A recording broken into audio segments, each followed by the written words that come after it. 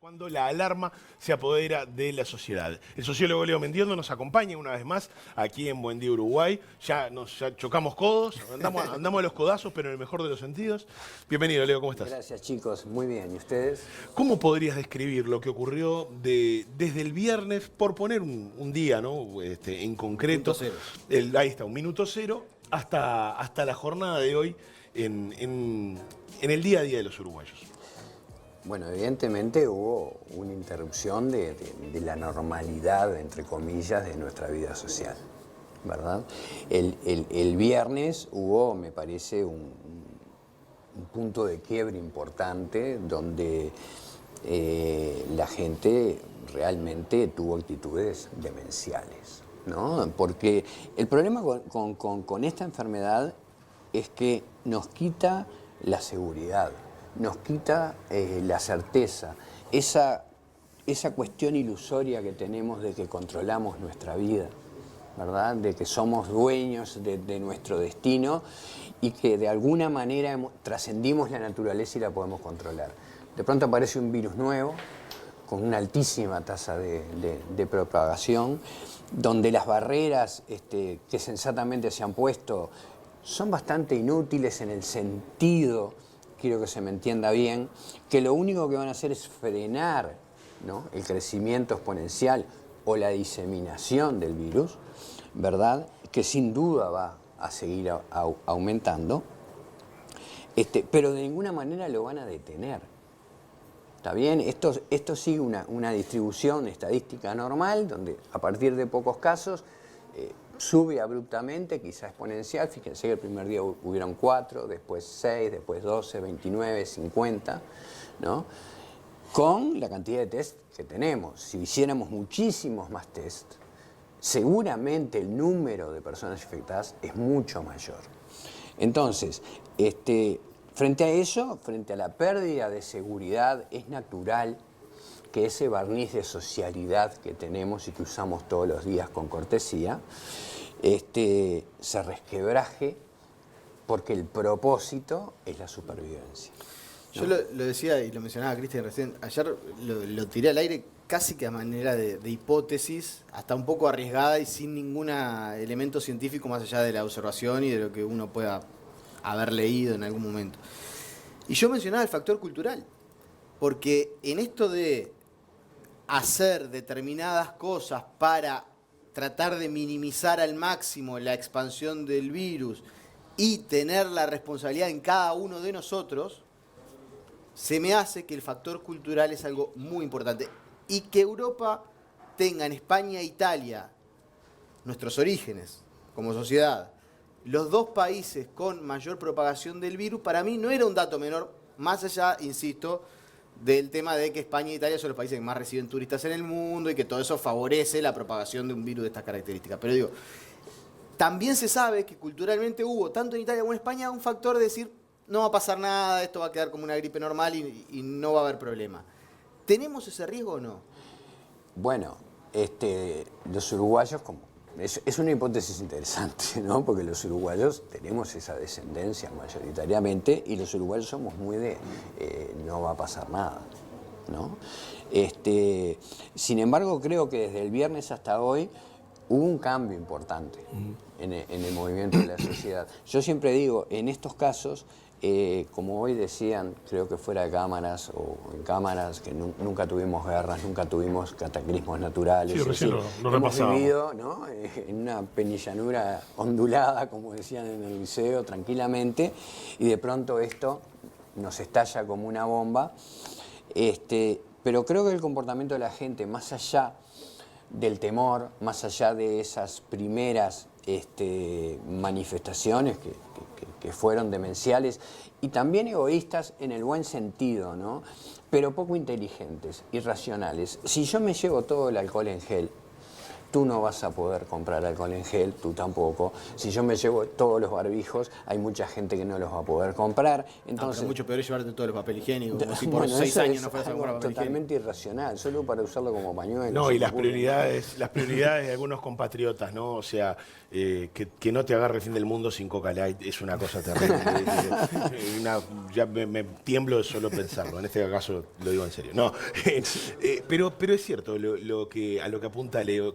Cambia en realidad el orden de prioridades también. Cambia el orden de prioridades porque realmente se instala esto que estamos diciendo, la inseguridad. Ya no tenemos nuestra vida en las manos, estamos dentro de un bolillero en el que nos puede tocar, ¿no?, esa enfermedad que no es tan letal, quizá es menos letal que la gripe. En Uruguay muere mucha gente de gripe, aunque no lo sepamos, y se complica aún más porque estamos entrando en una etapa de otoño, invierno, donde comienzan a sentirse síntomas comunes de gripe y hay un altísimo riesgo de que se estrese el sistema de salud. Exacto, y de muy rápida expansión este virus. Muchísimo. Afortunadamente, Nubel dice que, a pesar de que hoy está lloviendo y un poco más fresco, que el buen tiempo va a acompañar incluso durante el mes de abril y hasta casi entrando mayo. Lo comentaba ayer en el pronóstico que hizo a distancia Nubel Cisneros, porque lo hizo desde su domicilio. Sabemos que le mandamos un abrazo grande a Nubel y estamos, digamos, cumpliendo con las medidas. Una persona mayor de 95 años como él. Sobre todo a la mujer de Nubel. Sí, mucha suerte, la verdad, solidaridad. Solidaridad y cariño. Pero hablemos, sí, de algo que se percibe también como un escenario donde se ven coartadas nuestras libertades individuales, en pos de un bien mayor, desde ya que es el estado sanitario de toda la población. En ese sentido, vamos a repasar lo que decía ayer el ministro del Interior, Jorge Larrañaga, quien compareció junto al subsecretario Guillermo Maciel para anunciar medidas que tienen que ver con la disuasión de aglomeraciones y la intervención policial. Lo vemos.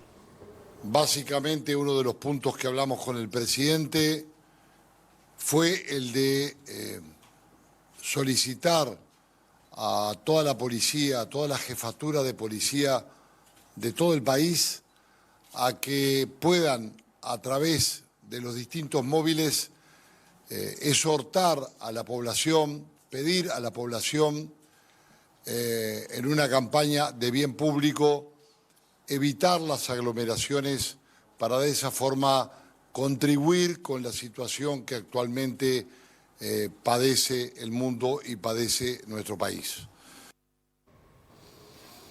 Bien, ahí teníamos entonces resumido, digamos, este objetivo del bien común y el bien mayor por encima de esas manifestaciones. Hay algunas cosas que no se entienden, ¿no? Por ejemplo, México. Ayer hubo un festival musical que congregó a 70.000 personas. Inconsciencia. No, Igual, sí, México diga. justo no.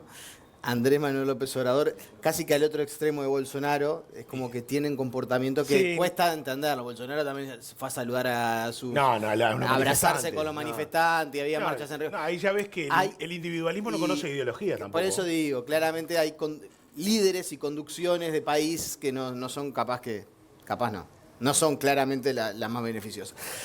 Ahora, con relación a esto del anuncio, yo veía, a todos nos llega información, ¿no?, de que los jóvenes se convocan en fiestas, lo cual hasta uno podría decir en esto de transgredir los límites es hasta relativamente normal, ¿no? Así Que hay es. casi que una especie de conciencia ciudadana de no hacer aglomeraciones, juntarse, y que los jóvenes se junten en una fiesta, se convoquen a través de redes sociales. ¿Este mensaje de la policía puede llegar a tener algún efecto o es simplemente algo disuasorio y no va a tener mayor asidero en la realidad? A ver, yo creo que es sensato.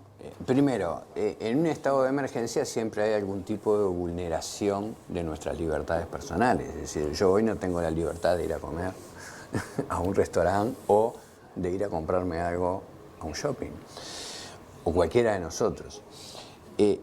Creo que las medidas estas están apuntando a la desconcentración de la gente y en definitiva a bajar esa famosa curva de las que todos hablan, ¿no? Y esa curva de la que todos hablan no hace más que describir el comportamiento que tiene el virus, que desde el punto de vista estadístico es una distribución normal. Es decir, a partir de pocos casos se genera un abrupto crecimiento, ¿no? Y cuanto más empinada y cuanto más alta es la curva, mayor número de casos y también después viene el descenso. Bajar la curva, la única manera o una de las maneras de bajar esa curva para evitar el estrés, ¿no?, del sistema sanitario es evitar el contacto interpersonal, ¿no? Porque hoy la tasa de reproducción o los casos que genera cada caso se estiman estadísticamente en 2,5. Estamos hablando de personas, podemos decir, entre 2 y 3. Entonces, las medidas que tiendan a la dispersión de los grupos tienden de alguna manera también a bajar ese contagio. Pero, como contrapartida, estamos perdiendo grados de socialidad, ¿verdad? Es decir, de alguna manera se interrumpe nuestra vida social, ¿no? Y el otro también pasa a ser como el peligroso, ¿no? Y cambia nuestros hábitos, nuestra forma de comunicarnos. Por ejemplo, en España, en Italia, cuando empezaron a cantar en los balcones, yo creo que eso es una forma de exorcizar el mal, pero también una forma de exteriorizar una sociabilidad, una forma de comunicación social que está reprimida por estas medidas, ¿verdad? Ayer también se ve el lado amable, siempre aflora en medio de una crisis ese rayito de luz. Se veía en España también esos vecinos que le dejaron a una vecina que cumplía 80 años, le dejaron una torta en la puerta de su casa y le cantaron desde cada balcón, le cantaron el que los cumpla feliz. Aquí también se está empezando a ver en muchas pequeñas acciones la solidaridad del colectivo. Y yo pensaba, ¿no?, que cuando de alguna manera se logre achatar la curva, cuando la ciencia seguramente encuentre la forma de mitigar esto, ¿qué enseñanza puede dejarnos todo este episodio? Yo pienso la digo a título personal, y ojalá que digamos, que alguien recoja el guante, pero me parece que se impone. Creo que a partir de ahora la inversión en ciencias en este país tiene que ser prioridad. La inversión en investigación científica tiene que ser prioridad para el gobierno que sea en materia de asignación de recursos. Me parece que hoy por hoy ya no podemos darnos el lujo de relegar y exportar a un montón de talentos y valores que aquí no encuentran o tienen un techo de cristal que no les permite profundizar aún más en sus carreras.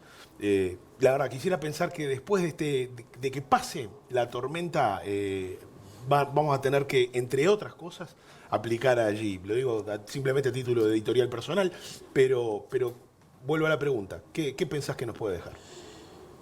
Bueno, es difícil de responder porque es una pregunta a futuro y los seres humanos o las sociedades tienden, después de ese susto inicial, a aflojarse, ¿no?, y olvidarse de las cosas que realmente nos marcan. No sabemos hasta qué punto nos va a marcar esto, ¿verdad?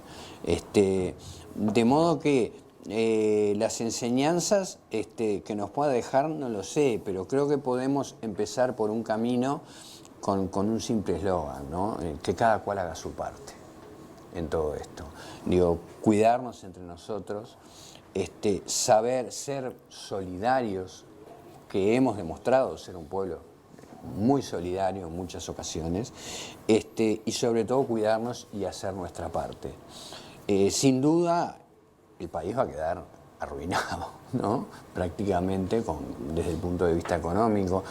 Y ahí también vamos a ver qué grado de solidaridad tenemos y cómo metemos para tratar de salir de una situación compleja.